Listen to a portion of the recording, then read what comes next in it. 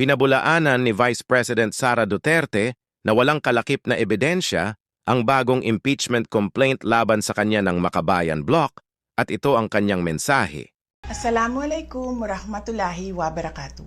Madayaw, ugmaayong adlaw kaninyong tanan. Magandang araw sa inyo lahat. Ang impeachment complaint na inendorso ng akbayan ay isang papel na walang kalakip na kahit anong ebidensyang magpapatunay sa mga paratang na isinasaad dito. Hindi na ito bago. Matatandaan na ang impeachment laban sa akin ay naging sagot nila sa aking pag-alis sa gabinete. Isang hakbang na isinagawa dahil hindi na maipaliwanag ng Pangulo ang patuloy na pagkalugmok ng bayan sa kahirapan, dulot ng kanyang kapabayaan at bisyo. Noong 19th Congress, binuksan pa nila ang isang investigation in aid of legislation. Hindi upang lumikha ng batas, kundi upang magsagawa ng isang malinaw na fishing expedition para sa planadong impeachment laban sa akin. Paulit-ulit nilang ibinandera ang isyung Mary Grace Piatos bilang umano'y bahid ng katiwalian. Kahit na sa kabila ng lahat ng investigasyon ay wala silang naipakitang kahit isang direktang paglabag sa paggamit ng confidential funds. Sumunod na dito ang bentahan ng mga pirma para sa impeachment at ang mga tinaguriang for later release projects na ipinangako umano sa ilang miyembro ng Kamara upang itulang ang impeachment laban sa akin. Mga pangyayaring mismong inamin na ng ilang mambabatas sa kanilang mga naging pahayag. Mga kababayan, walang kredibilidad ang akbayan upang mag-endorso o magsumite ng impeachment complaint. Ilang ulit ng hayagang ipinahayag ng kanilang pinuno ang kanyang intensyong tumakbo sa pagkapangulo. Isang malinaw na indikasyon ng pampulitikang motibo sa likod ng kanilang mga hakbang. Huwag nating kalimutan ang makasaysayang talumpati noong Agosto 2024 ni Risa Ontiveros, kung saan malinaw niyang inilahad ang tunay na motibo ng akbayan bilang isang grupo. At habang ang anak niya ay may kapangyarihan pa, hindi magiging madali ang ating laban. While VP Sara is in power, the threat of a full-blown Duterte comeback is still a very real and present danger. For one, they are supported by one major superpower, China. Kaya malinaw na lahat ng ito ay isang uri ng harassment at pang-aabuso sa proseso ng impeachment ng grupong akbayan.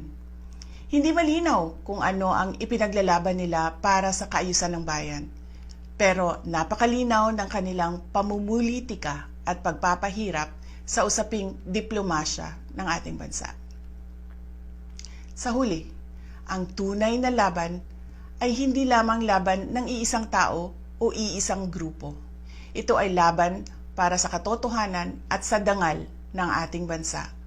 Naway magsilbi itong paalala sa ating lahat na ang kapangyarihan ng impeachment ay hindi dapat ginagawang sandata ng politika, kundi isang banal na proseso para sa hustisya at pananagutan. Sapagkat kapag nanaig ang abuso, ang tunay na talunan ay ang sambayanang Pilipino. Kahit na sinabi pa ito ng Supreme Court na unconstitutional ang unang impeachment para kay Vice President Sara Duterte. Good afternoon. By a unanimous vote of all those participating, the Supreme Court en banc denied with finality the motion for reconsideration filed by the House of Representatives, which sought to reverse the Court's July 25, 2025 decision that declared the articles of impeachment against Vice President Sara Z. Duterte unconstitutional. It affirmed that the fourth impeachment complaint transmitted to the Senate on February 5, 2025 was already barred by Article 11, Section 3, Subsection 5 of the Constitution. Associate Justice Alfredo Benjamin Caguiwa took no part. Associate Justice Maria Filomena Singh was on leave. The Court clarified the following points. First, the first 3 impeachment complaints filed in accordance with the first mode of initiating an impeachment, that is, Article 11, Section 3, Subsection 2, were not placed in the order of business within the required 10 session days. Session days as used in Article 11, Section 3, Subsection 2, or for purposes of the first mode of initiating an impeachment complaint, does not mean legislative session days. A session day for purposes of Article 11 in the Constitution was given its plain and ordinary sense, which the Court interprets to mean a calendar day in which the House of Representatives holds a plenary session. Second, the Court reiterated Gutierrez versus House of Representatives. However, it further elaborated that an impeachment complaint filed in accordance with the first mode of impeachment, which is Article 11, Section 3, Subsection 2, is deemed initiated for purposes of the 1-year bar in Article 11, Section 3, Subsection 5 when A.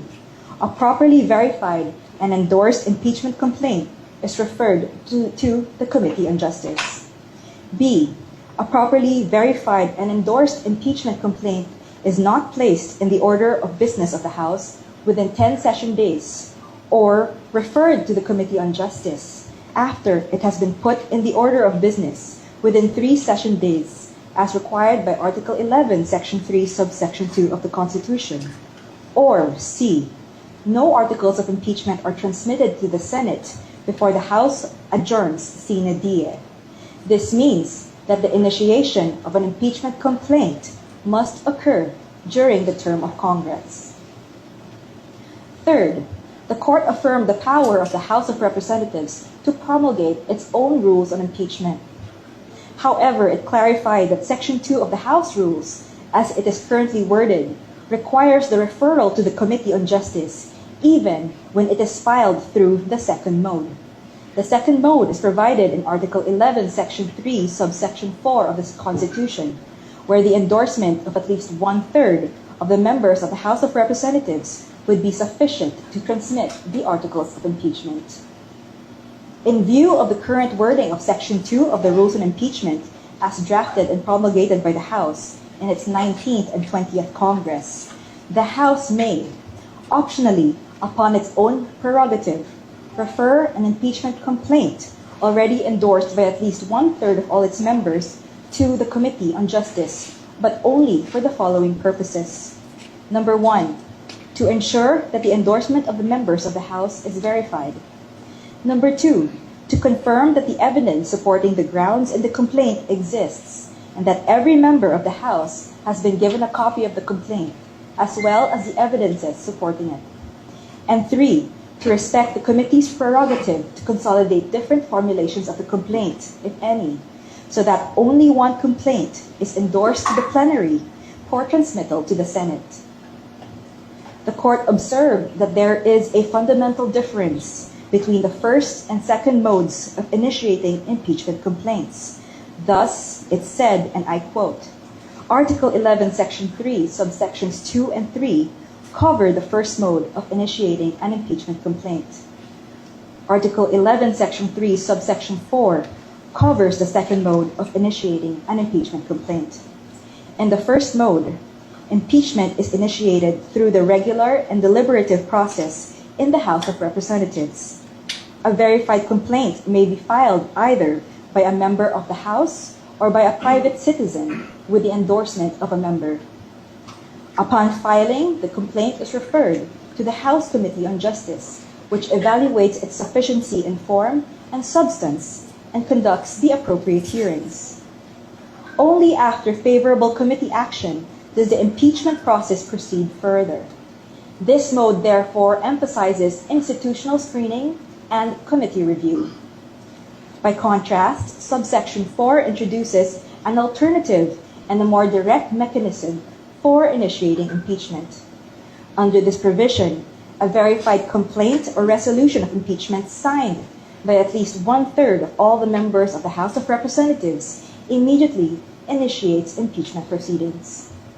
These provisions reflect a deliberate constitutional design. Subsections 2 and 3 provide a structured and committee-directed approach, while subsection 4 allows a streamlined initiation when a sufficient level of consensus already exists. Fourth, the court affirmed that due process of law applies to the impeachment process. It stated, and I quote, "The phrase right to life, liberty, or property should not be read with undue literalism. It must be accorded reasonable flexibility to achieve its intent of protecting inherent and inalienable rights that could not have been exhaustively articulated at the time of its framing. The Due Process Clause embodies a fundamental constitutional commitment to reasonableness, fairness, and non-arbitrariness. It envisions that we cannot have a true democratic and republican or representative state that is arbitrary and unfair. However, due process as it applies to the impeachment process is sui generis or in a class of its own. Full-blown trial happens at the Senate. At least for the second mode of initiating an impeachment complaint, it only requires 1. The grounds invoked in the complaint or resolution are those contained in Article 11, Section 2 of the Constitution. Number 2, the procedure is governed by the rules on impeachment promulgated by the House prior to any filing of any impeachment complaint. 3, as already provided by the current House rules on impeachment, all endorsing members should have been given a copy of the complaint and all its supporting evidence. The court also noted that the transmittal of the articles of impeachment should be done in a plenary session of the House, providing all the members of the House with full copies of the complaint and its accompanying evidence mentioned in Rule 4, Section 14 of the House Rules on Impeachment. Transmittal to the Senate, however, requires only a vote of 1/3 of its members for the first mode of initiating a complaint, or proof of the endorsement of a complaint by 1/3 of its members for the second mode. Fifth, the operative fact doctrine cannot be invoked by the party directly responsible in the commission of an unconstitutional act. Thus, it does not apply in this case. Finally, the court noted all the motions for intervention and pleadings filed by individuals who were not parties to the case. This resolution is immediately executory upon digital service on all parties in accordance with AM number 25-05-16-SC or the guidelines on the transition to electronic filing in the Supreme Court. No further pleadings will be allowed. The resolution on the motion for reconsideration and the separate opinions are being uploaded and served on the parties. Thank you very much.